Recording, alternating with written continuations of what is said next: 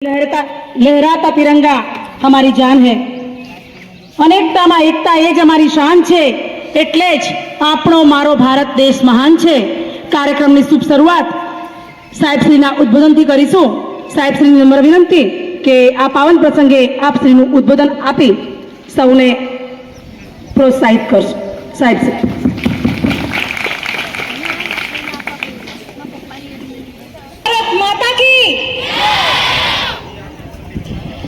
આજના આ પાવન દિને મંચસ્થ મહાનુભાવો એવા સરપંચ શ્રી અમલાઈ ગામ, TDO Shri Modasa, police inspector Shri Modasa ગ્રામ્ય, ટીપીઈઓ શ્રી, ગામના અગ્રણીઓ, વહાલા બાળકો, આ શાળાના શિક્ષક, અન્ય શાળાના બાળકો, શિક્ષકો, આચાર્યો તેમજ તાલુકા વહીવટી તંત્રનો હું સ્વાગત કરું છું અને આજના આ પાવન દિને 78મા આઝાદીના પર્વ નિમિત્તે હું આપ સૌને ખૂબ ખૂબ શુભેચ્છાઓ આપું છું।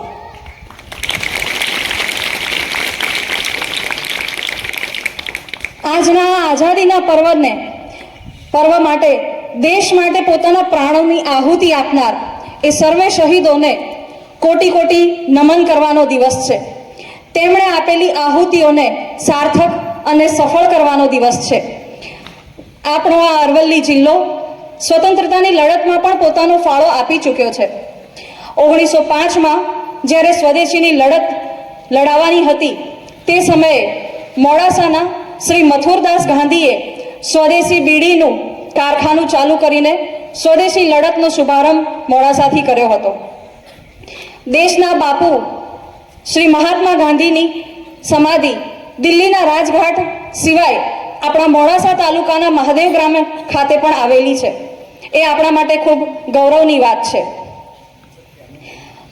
અરવલ્લી જિલ્લાનો અને મોડાસા તાલુકાનો આ ખૂબ ગૌરવવંતો ઇતિહાસ છે, પણ આ તો થયો ઇતિહાસ। મોડાસાનો વર્તમાન પણ ઘણો જ ભવ્ય છે। 2013ની 15મી ઓગસ્ટે આપણા નવા જિલ્લાની રચના થઈ।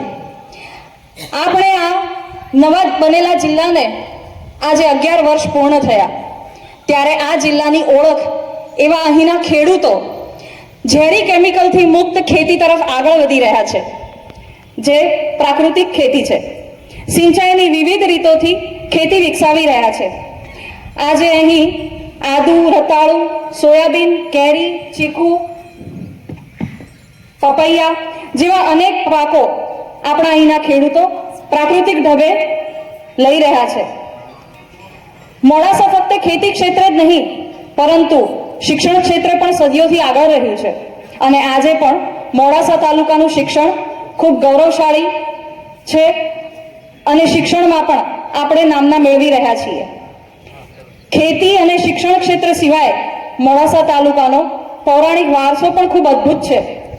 અહીં જૂનું ઓધારી તળાવ છે તો સ્થાપત્યના નમૂના સમાન વણઝારી વાવ પણ છે।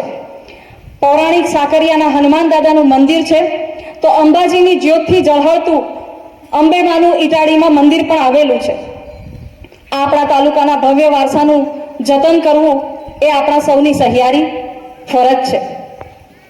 આજના 78મા આઝાદીના પર્વ નિમિત્તે હું એટલું જરૂરથી કહેવા માંગીશ કે આ તિરંગો ફરકાવતા આપણને સૌને ખૂબ જ ગર્વની અનુભૂતિ થવી જોઈએ।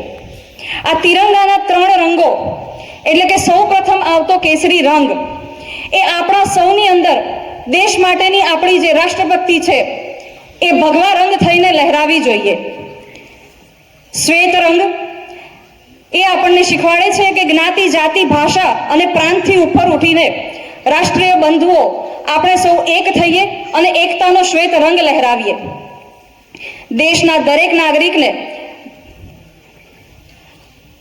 અને આપણો જે લીલો રંગ છે તિરંગાનો, એ તિરંગાનો લીલો રંગ આપણને શીખવાડે છે કે આપણી અંદર રાષ્ટ્રપ્રેમ હંમેશા લીલોછમ બનીને વહેવો જોઈએ અને એ જ રીતે આપણો તિરંગો આપણી અંદર સદાય લહેરાવો જોઈએ। દેશના દરેક નાગરિકને દેશની સીમા પર જઈ દેશ માટે પ્રાણોની આહુતિ આપવાનું સૌભાગ્ય તો પ્રાપ્ત નથી થતું, પરંતુ દેશની અંદર રહી દેશ માટે, દેશના નાગરિકો માટે કંઈક કરી છૂટવાની ભાવના આપણી અંદર સદાય હોવી જોઈએ। પોતાના દ્વારા સ્વચ્છતાના નિયમોનું પાલન થાય, પોતાની આસપાસ વૃક્ષોનો ઉછેર થાય, જતન થાય અને બંધારણમાં આપેલી તમામ ફરજોનું પાલન આપણે હૃદયપૂર્વક કરીએ અને દેશના સર્વાંગી વિકાસમાં આપણે સૌ સહભાગી બનીએ એવી જ હું આજના દિવસે અપેક્ષા રાખું છું. અને અંતે એટલું જરૂર કહીશ કે મુજથી પહેલા મારા દેશ બાંધવો આવે એ જ રાષ્ટ્રભક્તિ કહેવાય, કે મુજથી પહેલા મારા દેશ બાંધવો આવે એ જ રાષ્ટ્રભક્તિ કહેવાય, અને સૌથી પહેલા મારો દેશ આવે એ જ રાષ્ટ્રભક્તિ કહેવાય, એ જ રાષ્ટ્રભક્તિ કહેવાય. અને આ રાષ્ટ્રભક્તિ આપણી અંદર અમુક દિવસોએ નહીં પરંતુ 365 દિવસ 24 કલાક આપણી નસોમાં લહેરાવી જોઈએ, આપણી નસોમાં વહેવી જોઈએ. એ જ શુભકામના સાથે ભારત માતા કી, ભારત માતા કી, ભારત માતા કી, વંદે માતરમ. અસ્તુ. પર્વની ઉજવણી અમલાઈ પ્રાથમિક શાળામાં કરવામાં આવી હતી. મોડાસા મામલતદારના હસ્તે ધ્વજવંદન કરવામાં આવ્યા બાદ મામલતદાર દ્વારા પ્રાસંગિક પ્રવચન કરવામાં આવ્યું હતું. તાલુકા કક્ષાના 78માં સ્વતંત્રતા પર્વની ઉજવણી વખતે તાલુકા વિકાસ અધિકારી સહિત અન્ય અધિકારીઓ અને પદાધિકારીઓ ઉપસ્થિત રહ્યા હતા. આ પર્વની ઉજવણીમાં અમલાઈ વિસ્તારની અન્ય 4 પ્રાથમિક શાળાઓ પણ જોડાઈ હતી. રંગે ચંગે થયેલી ઉજવણીમાં શિક્ષકો, બાળકો તેમજ ગ્રામજનોએ ઉત્સાહભેર જોડાઈને દેશપ્રેમની ઝાંખી કરાવી હતી. અલ્પેશ રાઠોડ સાથે અજમલ વણજારા. ખબર અરવલ્લી મોડાસા. 78માં સ્વાતંત્ર્ય દિનની શુભેચ્છાઓ આપું છું. આજના દિવસે મોડાસા તાલુકાના અમલાઈ ગામે સ્વાતંત્ર્ય દિન પર્વની ઉજવણી અમે સૌએ સાથે મળીને કરી. બાળકોએ ખૂબ જ સરસ પરફોર્મન્સ આપ્યા અને ખૂબ જ સરસ કાર્યક્રમ રહ્યો. આપ સૌને હું આઝાદીના પર્વની ખૂબ ખૂબ અઢળક શુભેચ્છાઓ આપું છું. નમસ્તે. અસ્તુ. 78માં સ્વાતંત્ર્ય પર્વ નિમિત્તે મોડાસા તાલુકાનો ધ્વજવંદન કાર્યક્રમ અમલાઈ ખાતે રાખવામાં આવ્યો, જેમાં અધ્યક્ષસ્થાને મામલતદાર સાહેબ શ્રી એ ધ્વજવંદન કાર્યક્રમ કરી અને કાર્યક્રમને ખુલ્લો મૂક્યો.